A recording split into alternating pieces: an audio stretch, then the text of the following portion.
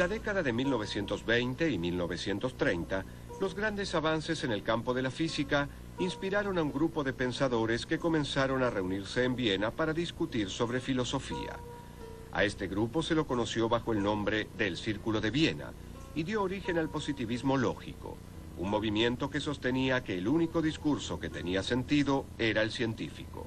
Si se deseaba afirmar algo sobre el mundo, debía haber alguna experiencia sensible a la cual remitirse para demostrar que el reclamo en cuestión era verdadero. A este concepto se lo denominó principio de verificación o verificacionismo. Rudolf Carnap, Maurice Schlick y Otto Neurath eran los principales miembros del Círculo de Viena, que era frecuentado por muchas eminencias. Einstein, Kurt Gödel, un gran matemático y lógico, y también Wittgenstein, solían visitarlo frecuentemente. Y estas personas estaban muy interesadas en saber cómo o hasta qué punto la ciencia podía conocer acerca del mundo y cuáles eran las bases de la misma. También estaban muy interesados en saber si había o no una unificación de todas las ciencias. Ellos afirmaban que la física era la ciencia fundamental y que todas las demás ciencias de alguna manera derivaban o dependían de la física.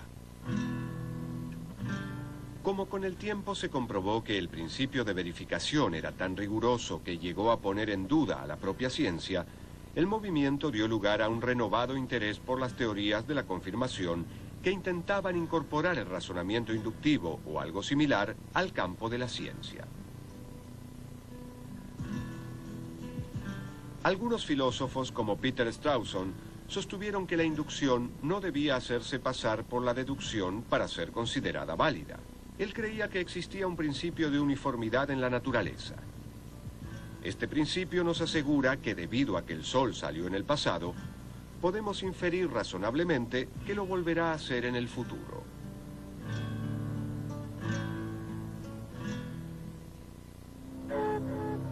El filósofo austríaco Karl Popper sostuvo que los científicos no infieren teorías de la observación imparcial de los hechos, sino todo lo contrario.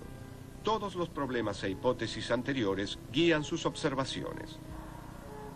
En claro contraste con el verificacionismo del Círculo de Viena, Popper remarcó la importancia del criterio de falsabilidad. Una teoría no debe ser aceptada a menos que pueda determinarse qué experiencia o hecho demostrarían su falsedad. La tarea del científico es formular teorías y contrastarlas con sus observaciones.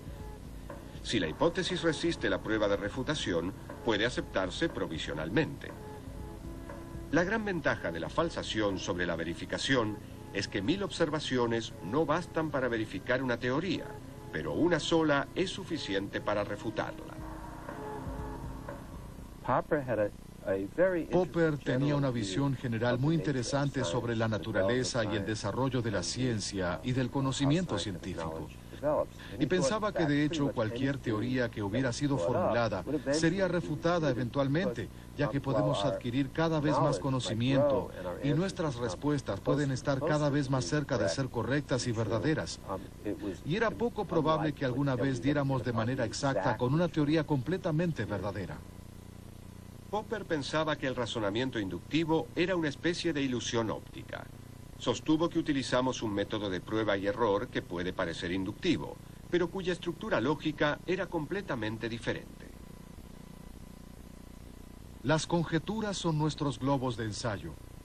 Las ponemos a prueba criticándolas y tratando de reemplazarlas, intentando demostrar que puede haber conjeturas mejores o peores y que las mismas pueden mejorarse. El lugar que ocupa el problema de la inducción ha sido usurpado por el problema de la bondad o maldad comparativa de las conjeturas o teorías contrarias que han sido propuestas.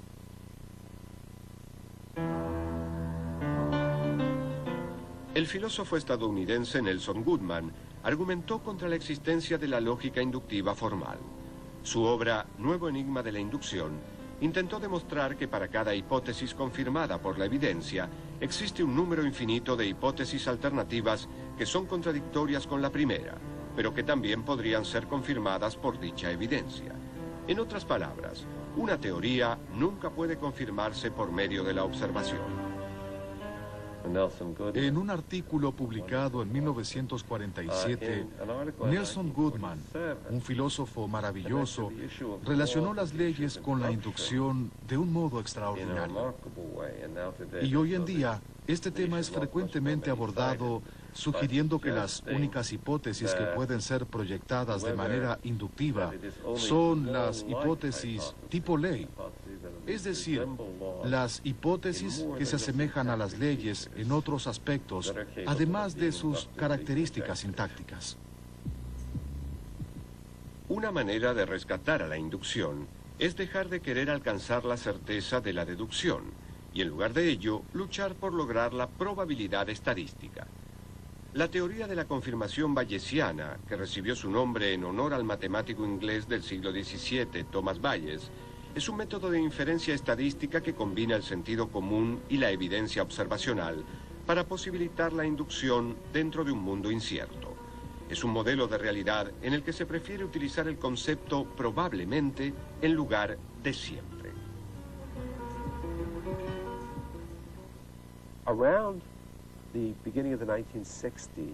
A comienzos de la década de los 60 había una especie de revolución filosófica, en general dentro de la filosofía de la ciencia, por la cual se rechazaban o al menos modificaban muchos aspectos de las teorías positivistas y lógicas. La principal objeción que se hacía en ese momento era que los filósofos de la ciencia de la época no tomaban a la historia de la ciencia y a la práctica real de los científicos en sus laboratorios y sus estudios con la seriedad del caso. Tampoco tenían en cuenta la influencia ejercida sobre la ciencia por diversos acontecimientos generales, culturales, políticos y sociológicos. La crítica más penetrante e interesante en este aspecto fue la del historiador de la ciencia Thomas Kuhn, quien estaba muy interesado en la evolución de la ciencia a lo largo del tiempo. Él propuso una tesis muy interesante. En cualquier momento dado, los científicos trabajan dentro de un determinado paradigma. Esto es, un conjunto de ideas y teorías básicas, una serie de problemas a resolver, ciertos métodos experimentales y ciertos tipos de soluciones particulares que sirven como soluciones eficaces para los problemas.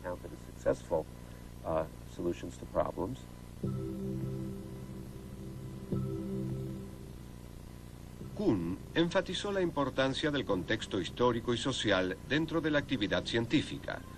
Se preguntaba por qué en un momento dado de la historia algunas teorías se aceptaban mientras que otras no. Para encontrar la respuesta a dicha pregunta, Kuhn creó la noción de paradigma.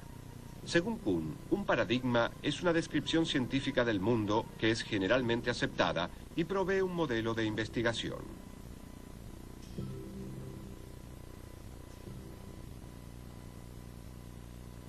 La existencia del paradigma establece el problema que debe resolverse. Una de las cosas que adquiere una comunidad científica con un paradigma es un criterio para seleccionar problemas que mientras se dé por sentado el paradigma puede suponerse que tienen solución. Kuhn creía que Popper no había comprendido cómo progresaba la ciencia. La ciencia no se ocupa de crear teorías y luego confirmarlas o rechazarlas, sino más bien de solucionar problemas. El proceso sistematizado de resolución de problemas es lo que Kuhn denominó ciencia normal.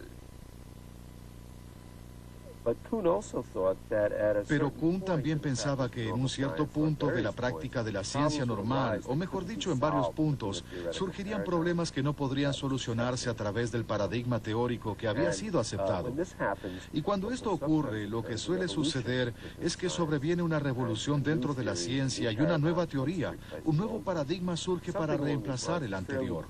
Algo similar a esto ha sucedido claramente, al menos algunas veces, a lo largo de la historia de diversas ciencias, típicamente en la física.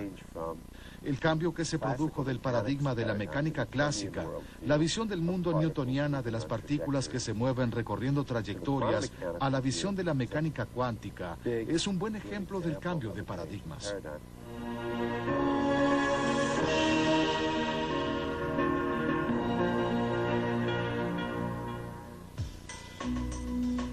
El siglo XX estuvo dominado por dos hallazgos en el campo de la física cuya rareza fascinó a los filósofos: la mecánica cuántica y la relatividad. Einstein estaba trabajando en una oficina de patentes de Berna cuando en 1905 expuso su teoría de la relatividad especial o restringida, una teoría que sostenía que no existe ningún sistema privilegiado de referencia. Dentro de la idea de naturaleza de Einstein, solo existe el movimiento relativo. Es imposible situar en forma objetiva un fenómeno cualquiera en el espacio y en el tiempo. Luego, en su teoría de la relatividad general, Einstein intentó unificar bajo un mismo principio la inercia y la gravedad, dos fuerzas de la naturaleza que se habían mantenido separadas desde el advenimiento de la física newtoniana. No es que se haya descartado a la física newtoniana, sino que la misma fue reemplazada.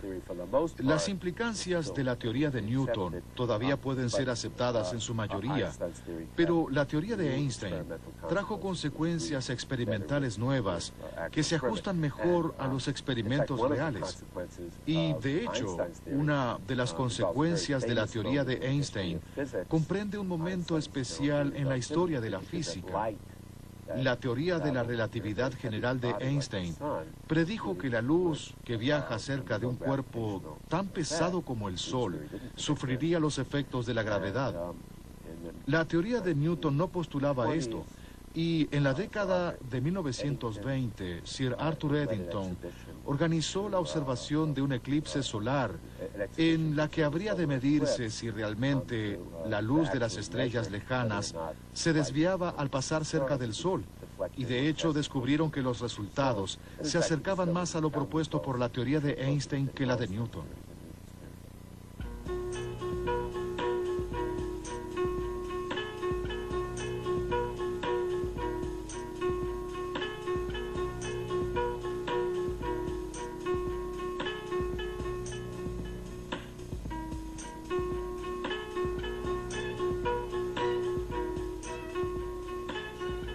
La curvatura del espacio y del tiempo que describe Einstein desafió la noción euclidiana del mundo.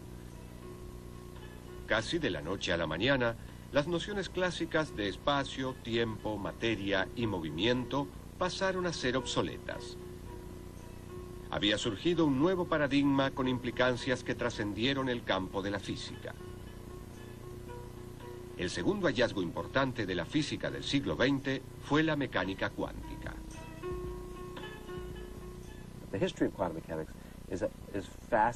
La historia de la mecánica cuántica es fascinante y dramática a la vez. La teoría se desarrolló por etapas a comienzos del siglo XX. Uno de los principales problemas que los físicos debieron enfrentar en esta época fue cómo pensar acerca del átomo.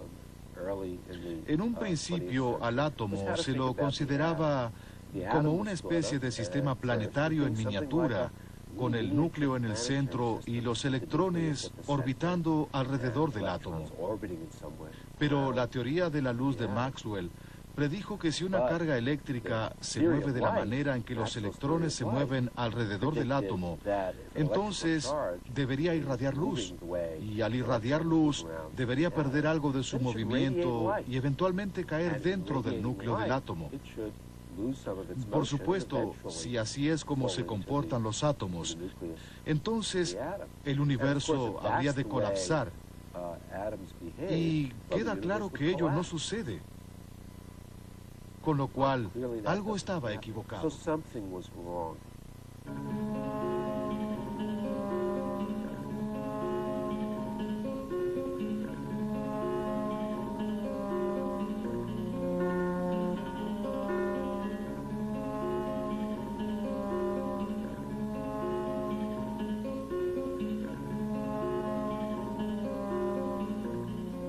El físico danés Niels Bohr propuso combinar el modelo del sistema planetario en miniatura con las nuevas ideas radicales propuestas por Max Planck.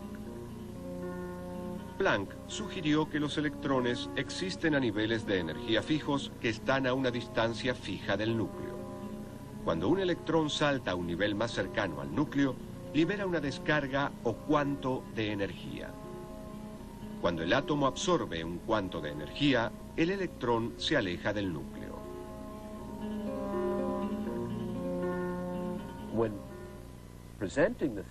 Al presentar la teoría, los físicos dirán a menudo que es posible realizar mediciones y determinar la posición dentro de un área muy pequeña de una partícula, un electrón, pero no es posible hacer simultáneamente mediciones de su velocidad y viceversa.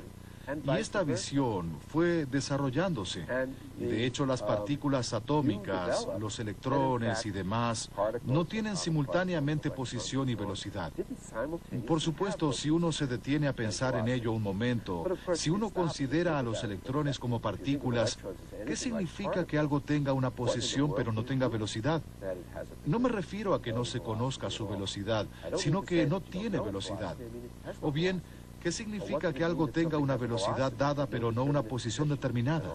Todo esto es muy extraño. Y se vuelve aún más extraño. Einstein respondió a las aparentes contradicciones con la mecánica cuántica y se encendió la polémica entre la teoría de la relatividad y la teoría cuántica. La teoría cuántica desarrollada por Bohr y Heisenberg sostenía que podía haber electrones en situaciones fácilmente reproducibles en las que dichos electrones en sí no tenían posiciones y velocidades determinadas, sino que sus posiciones y velocidades estaban interrelacionadas. ¿Qué significaba esto? Bueno, dada la visión instrumental que Bohr tenía sobre la mecánica cuántica, quería decir que si se realizaba cierta medición y se obtenía cierto resultado de este electrón, ello nos diría qué resultado se debería obtener al realizar una medición en aquel electrón, ya sea de su velocidad o de su posición. Y Einstein dijo, si al medir este electrón modifico el hecho de que no tenga una posición determinada a que sí la tenga, y ello a su vez hace que otro que no tenía una posición determinada pase a tenerla sin que yo intervenga en absoluto, debe ser que dicho cambio se produce instantáneamente y a través del espacio. Y Einstein creía que eso era absurdo.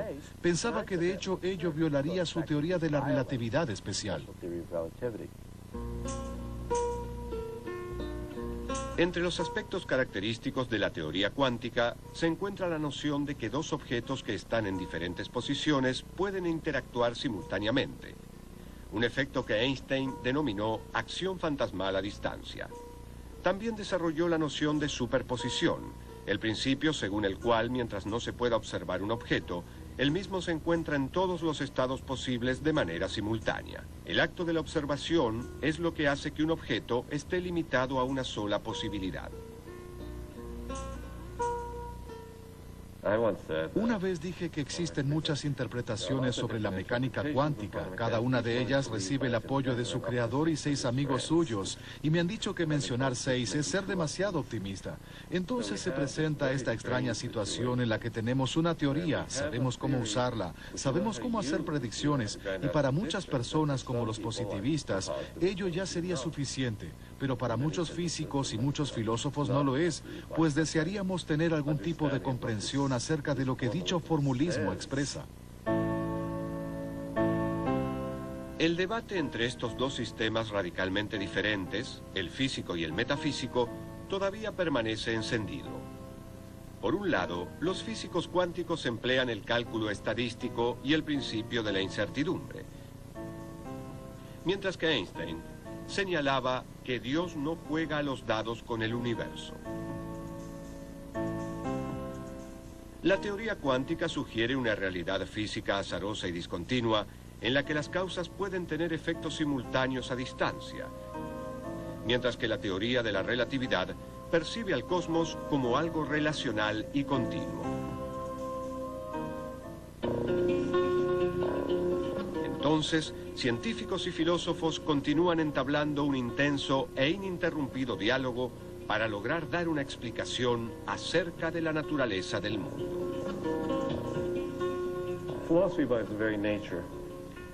Por su propia naturaleza, la filosofía se ocupa de temas que no son considerados ciencia todavía, o que parecen ser intrínsecamente algo diferente a la ciencia, tal como la ética o la estética, o que se elevan a lo que a veces denominamos un metanivel, con cuestiones de metodología, niveles de significación y demás.